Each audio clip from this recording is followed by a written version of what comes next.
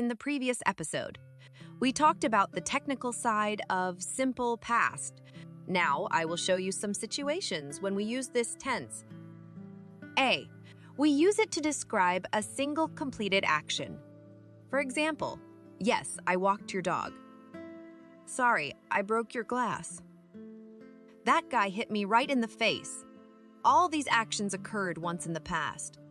B. We use simple past to describe a series of completed actions.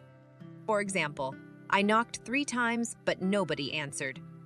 He changed the lock a couple of times last year and still got robbed.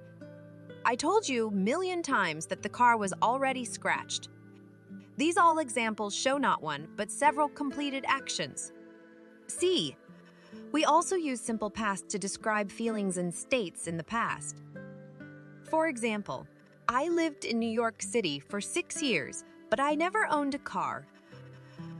Back in college, I hated that history professor. As you can see, it's pretty simple. Stay tuned for more useful grammar lessons